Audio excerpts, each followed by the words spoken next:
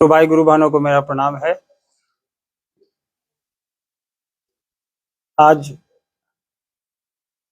इस Facebook live पे आप लोगों से मिलने का सौभाग्य प्राप्त हो रहा है। साथ ही ये दुर्भाग्य भी है कि साहब शरीर में आपसे बात करने के लिए उपलब्ध नहीं है, लेकिन साहब की जो कुर्सी है, साहब का जो स्थान है, वो यथावत है। इस पे साहब विराजमान है, ऐसा हमारा मानना है, सभी का मानना है कि साहब शरीर में भले ना हो, लेकिन तमाम शिव शिष्यों के ऊपर उनकी नज़र है, उनका आशीर्वाद है, उनका स्नेह है। हमारे बीच वो पल पल हैं।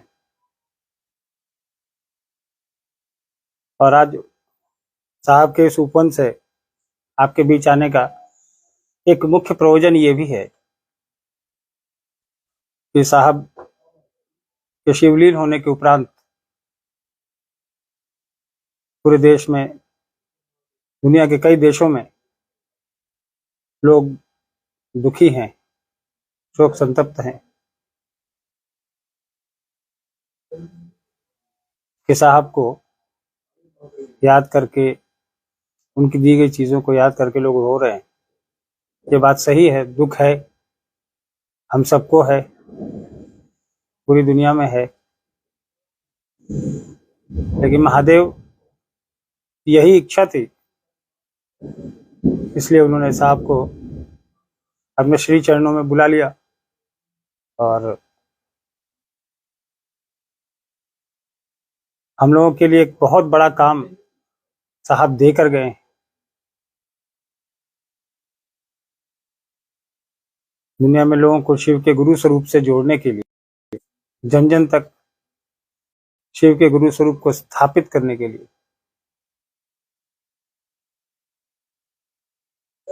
और साहब की हमेशा ये इच्छा रही, दीदी की ये इच्छा रही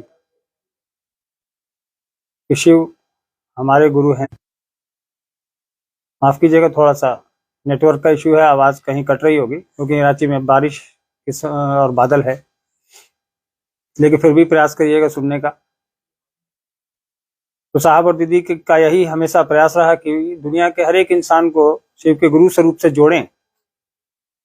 और यही करते करते दीदी ने भी शरीर त्यागा, साहब ने भी शरीर त्यागा, यहाँ तक कि पारस हॉस्पिटल और पल्स जहाँ भी वो भर्ती रहे अपने जीवन काल में, वहां भी वो कहते रहे कि बाहर जाओ, मेरे पास आके नहीं बैठो, लोगों को जोड़ो।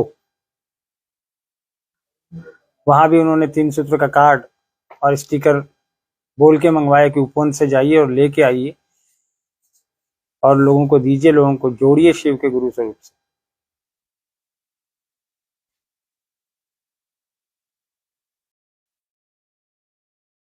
शरीर में नहीं है।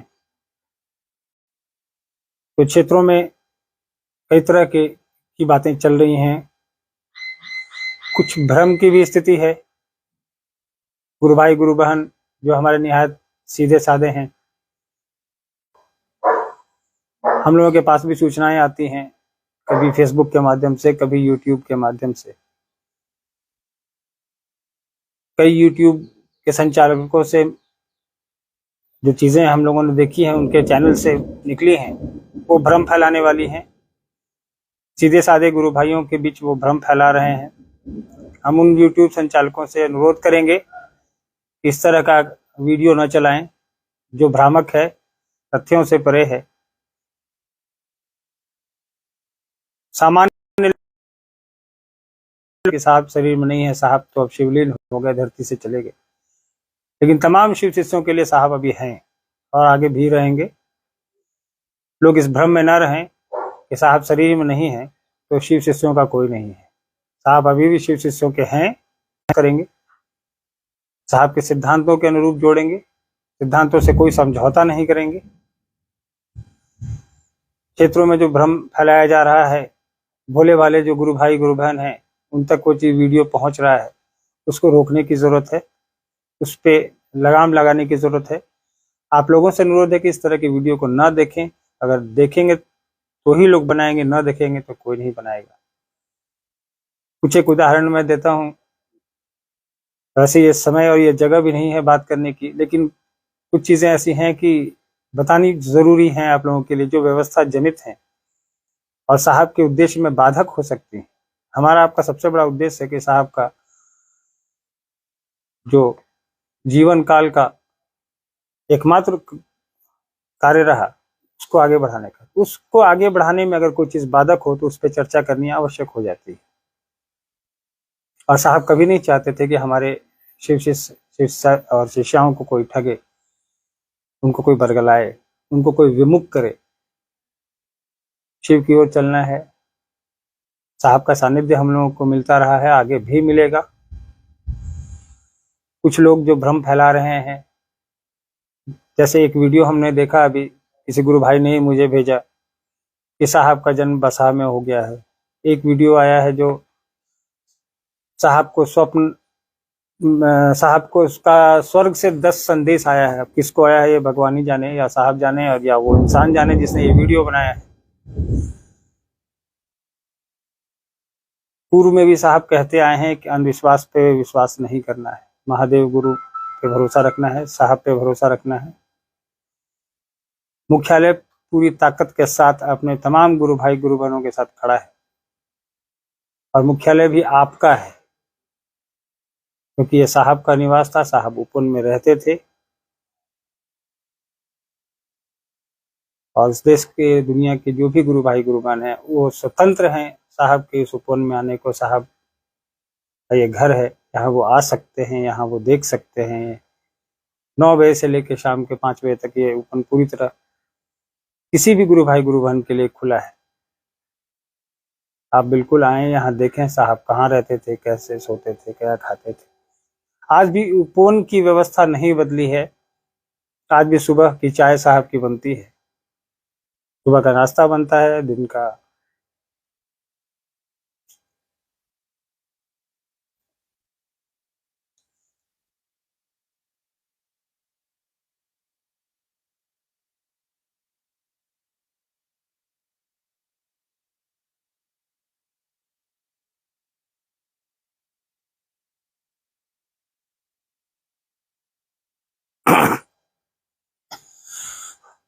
दिन का खाना बनता है।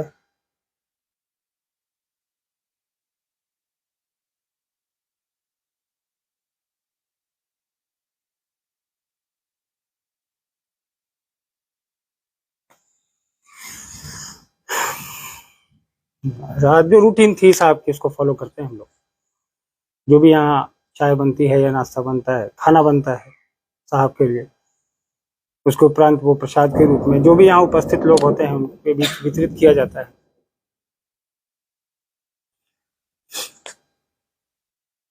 शारीरिक रूप से साहब के उपस्थित नहीं होने की कमी तो है, लेकिन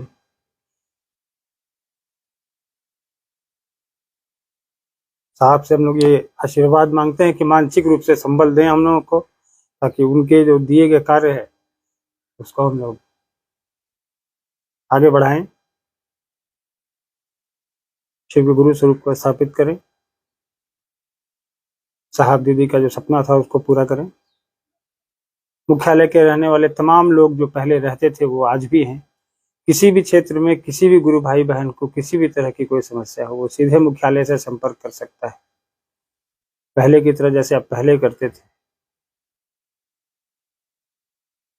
आगे भी करते रहेंगे। किसी भी क्षण आपको लगे कि आपको रांची साहब के मुख्यालय जाना है, उपवन देखने आना है, तो आप स्वतंत्र हैं, आपको हम लोगों से पूछने की आवश्यकता नहीं।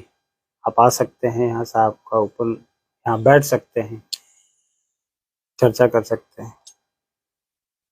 हम लोग की भी रूटीन वही है जो साहब के शरीर में रहते हुए होती थी, आज भी है। आपसे फेसबुक लाइव पे आने का एकमात्र मकसद था कि साहब के रहते हम लोग 3 करोड़ और 5 करोड़ की गिनती गिनते थे। हमारा आपका उद्देश्य यह होना चाहिए कि हम गिनती नहीं गिने, साहब की व्यवस्था में चलते हुए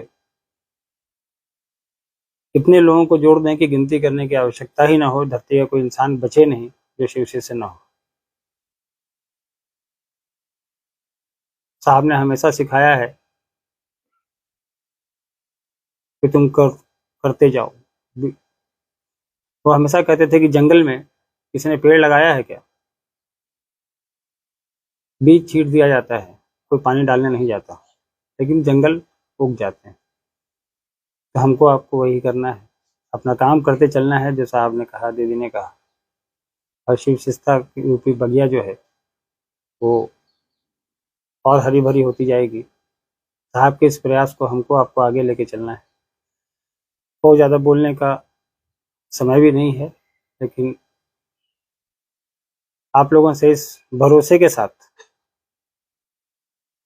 मुख्यालय की तरफ से मैं आप लोग का बड़ा भाई होने के नाते यह विश्वास दिलाता हूँ कि मुख्यालय पूरी तरह से आप शिव शिष्यों शिष्याओं के साथ खड़ा है। क्षेत्रों में लोगों के भ्रम में नहीं आए।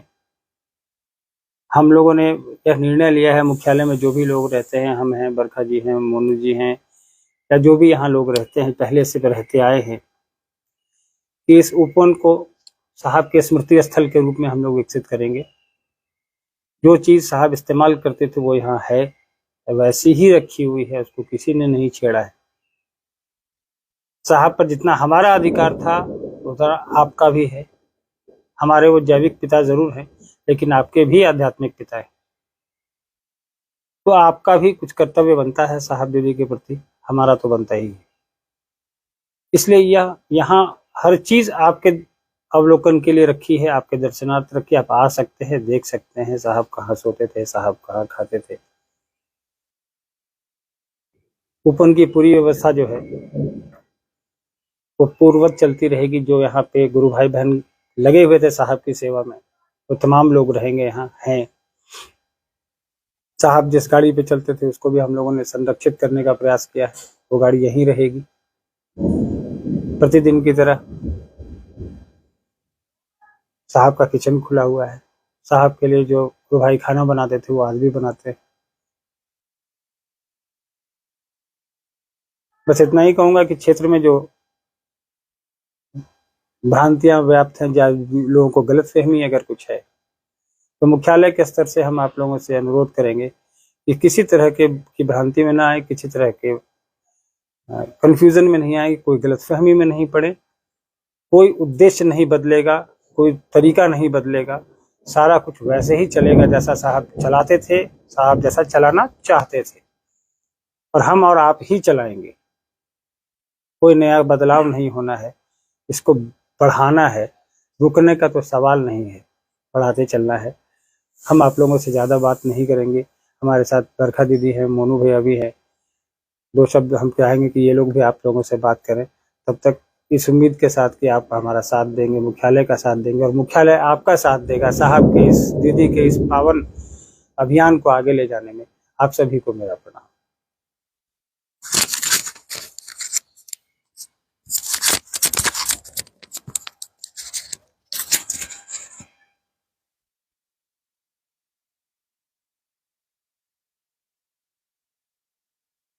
आप सभी को प्रणाम। अभी आप बड़े भैया श्री अर्चित आनंद जी से सुन रहे थे, जो दिशा निर्देश साहब के माध्यम से या इस व्यवस्था को चलाने के लिए एक बेहतर ढंग से सुचारू रूप देने के लिए, क्योंकि आपने सुना अभी क्षेत्रों में भी काफी भ्रांतियां फैली हैं। खास करके सोशल मीडिया के माध्यम से लोग कुछ कुछ दिखाते रहते हैं। खैर, उन चीजों पर ध्यान देने की आवश्यकता नहीं है। साहब की बात को याद करिए कि जब टमटम सड़क पे चलता है तो उसकी आंखों के किनारे में पट्टियां लगी होती हैं, यानी वो सीधे अपनी सड़क दिखता है। आप दूसरी चीजें देखेंगे तो थोड़ी भ्रामक स्थिति उत्पन्न हो सकती है, हो जाएगी। और अब साहब हमारे और आपके साथ शरीर में नहीं है, ये तो हम लोग जानते हैं कि साहब शरीर में नहीं है, लेकिन अब साहब हर शरीर में है, इसको भी जानना होगा, इसको भी समझना होगा। थोड़ी बोध की स्थिति यहाँ पर हमको और आपको उत्पन्न करनी होगी। आप इस बात को समझते हैं कि किसी दीवार के पीछे नंगी आंखों से देखा नहीं जा सकता। लेकिन जब पूरे विश्व को देखना है तो आंखों को बंद करनी होगी और मन की आंखों से देखने की जरूरत पड़ेगी। तो साहब ने सब कुछ देखने के लिए अपनी आंखें बंद की हैं और मानसिक जो ऊर्जा होती है वो सबसे ज्यादा बलशाली होती है, आपको पता ही है। हमको और आपको निरंतर मिलती रहे, साहब दीदी के आशीर्वाद से हम और आप आगे बढ़ते रहे हैं। इसमें कहीं अगर कोई दिक्कत है तो आप मुख्यालय फोन करें, मुख्यालय से बात करिए और चीज़ों को ठीक कर लीजिए। ऐसे महादेव के काम से बढ़िया तो कोई दुनिया में काम ही नहीं है। विशेष अपने भाई साहब से सुना ही, उसको पालन करने की आवश्यकता है, उसको उसके ऊपर अमल करने की ज़रूरत है ताकि चीज़ें और स्थिति सामान्य हो जाए और दुगनी चौगुनी गति से हम और आप साहब दीदी के इस संकल्प को पूरा कर सके। आप सबों के चरणों में मेरा प्रणाम।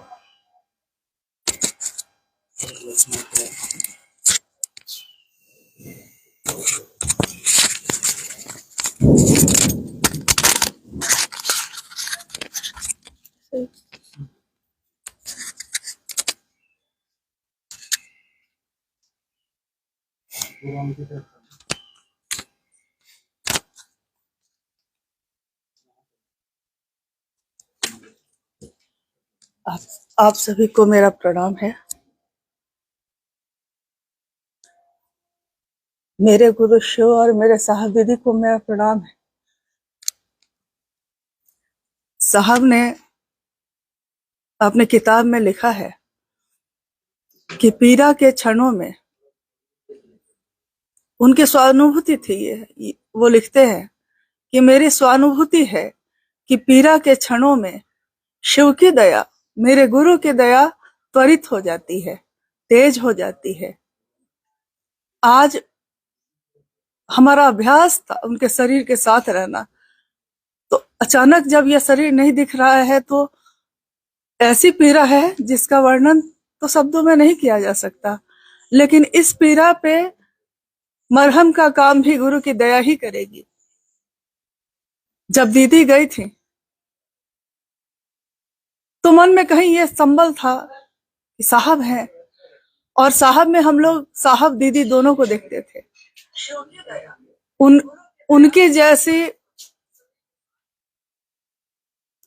उनके जैसा प्रेम करने वाला, उनके जैसा प्रेमी, उनके जैसा साथी, उनके जैसा भाई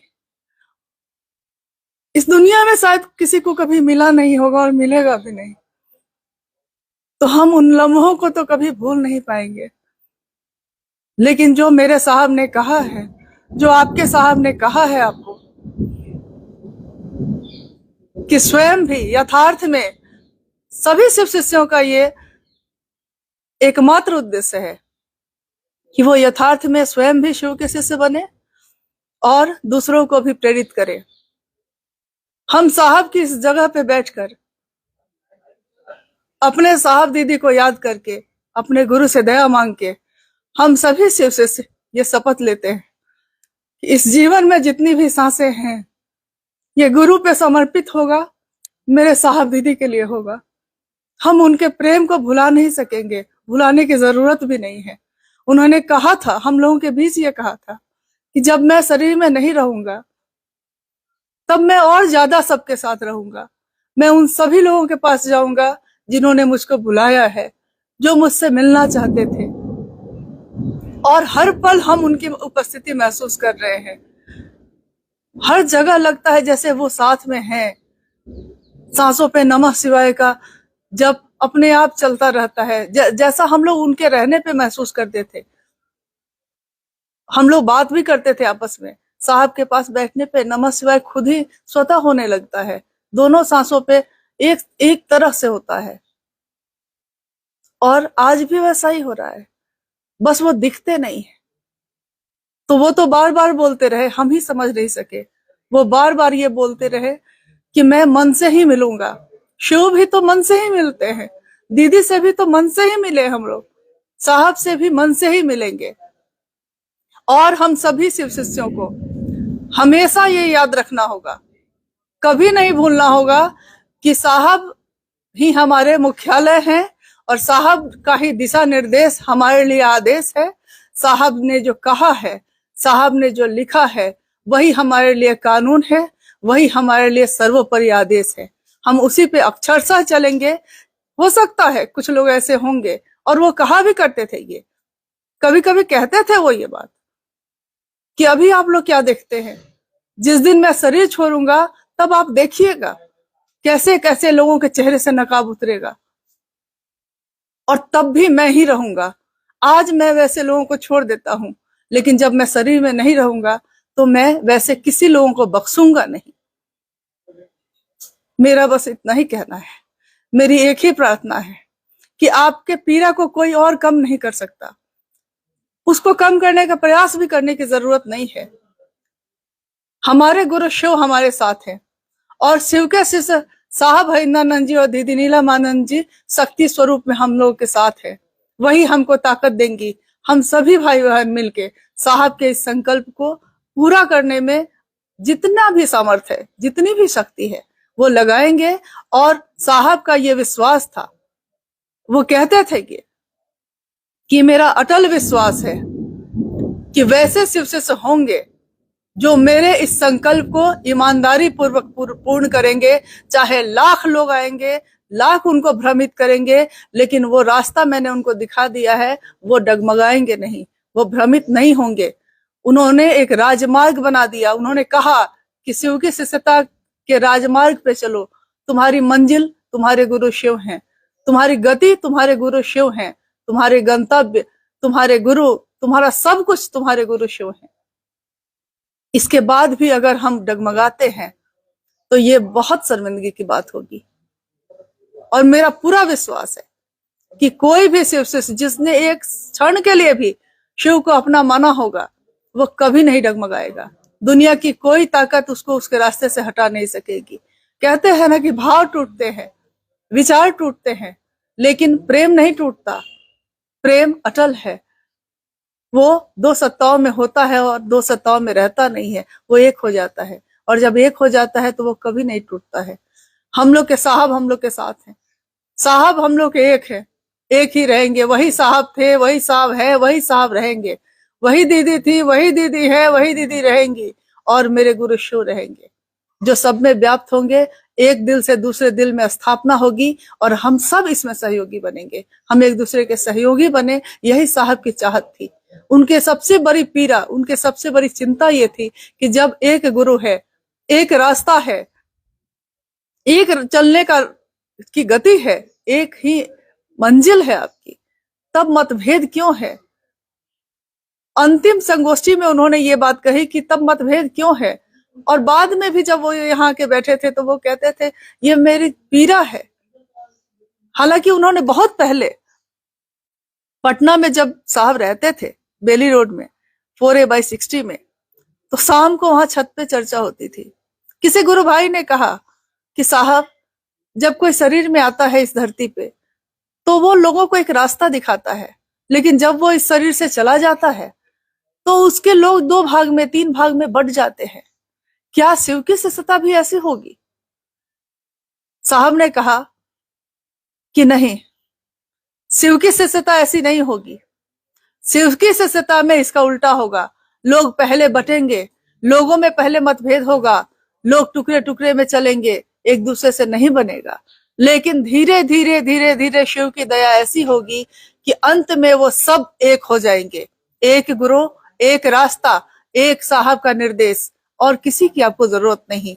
हमारे गुरु शिव में जो ताकत है, हमारे साहब दीदी में जो ताकत है, वो दुनिया की किसी भी ताकत से सर्वोपरि है, सबसे बड़ी है। हम सब इस पीड़ा के क्षणों में भी अपने आंसुओं के साथ भी अपने गुरु का काम करेंगे। ये हमारा संकल्प है, ये हम सबका संकल्प है। जीवित रहे, जीवन रहा तो मिलते ही रहेंगे, जीवन नहीं रहा तो वो जीवन शिव पे समर्पित होगा। आप सभी को मेरा प्रणाम है।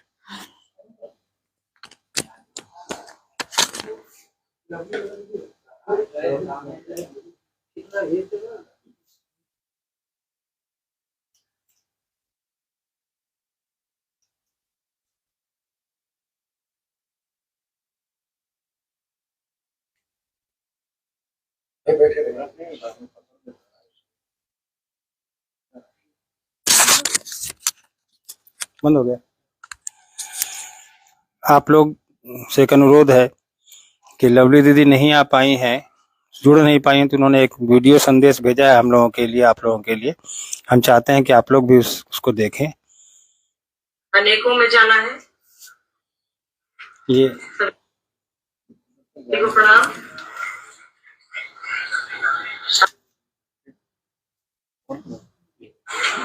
सभी को प्रणाम। साहब दीदी हमारे साथ हैं, वो कहीं जाने के लिए नहीं आए थे। आप सभी एक दूसरे का साथ दीजिए, हम सभी एक दूसरे का साथ दें। साहब जो चाहते थे, दीदी जो चाहती हैं, उनका जो संकल्प है इन सूत्र के माध्यम से लोगों तक पहुंचाना है, वो एक से अनेक हुए। अब हम लोगों को अनेक से अनेकों में जाना है। हम लोग गिनती में 5 करोड़ है, 5 से 25 होंगे, 25 से 50 होंगे। साहब दीदी का जो संकल्प है लेकर चलिए, एक दूसरे का साथ दीजिए। हम लोग एक दूसरे के साथ ही आगे बढ़ेंगे। और धैर्य रखिए और भरोसा रखिए हम पर, अपने आप पर। हम सभी एक दूसरे पर भरोसा रखें। आप सभी को प्रणाम। आप तमाम गुरु भाई गुरुवानों को फिर से प्रणाम है। अगली मुलाकात होगी, फेसबुक माध्यम से भी होगी और आमने सामने भी होगी। जब भी आप इच्छा करेंगे आप आ जाएं या हमें बुला लें। आप सभी को मेरा प्रणाम है।